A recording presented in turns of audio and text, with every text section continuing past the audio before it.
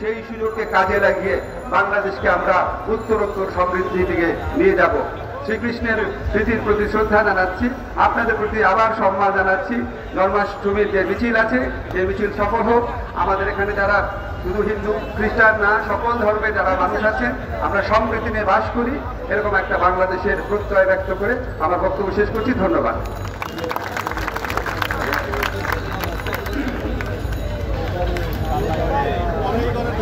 অসংখ্য ধন্যবাদ আজকের সম্মানিত প্রধান অতিথি।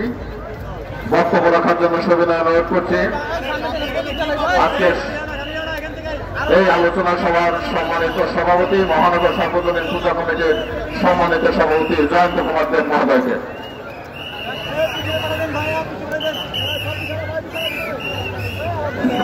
উপস্থিত সুধী মন্ডলী,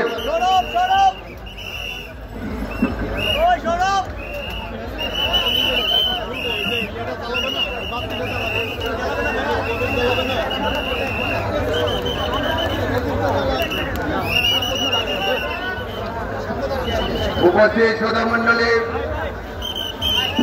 বাংলাদেশ পূজা জীবন পরিষদ সম্মানিত সভাপতি এবং সাধারণ সম্পাদক, মঞ্চে উপবিষ্ট আমাদের সুব্রত, মঞ্চে উপবিষ্ট আমাদের তপনদা, উপস্থিত শ্রোতা মন্ডলী, আসলে সারা বাংলাদেশে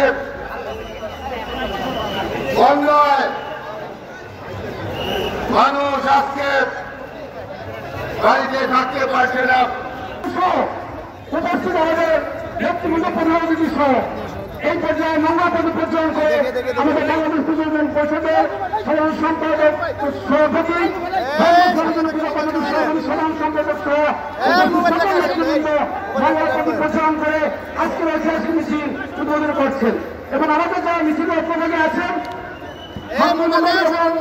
ফুল ব্যানার সকলকে প্রস্তুত করার জন্য বিনোদ সাথে অনুরোধ করছি। অনতিবিলম্বে আমাদের আজকের ঐতিহাসিক মিছিল এখনই অল্প সময় শুরু হবে এবং যারা এসেছেন তাদেরকে অনুরোধ করবো আপনার সকলে এখন রওনা হওয়ার জন্য প্রস্তুত থাকেন।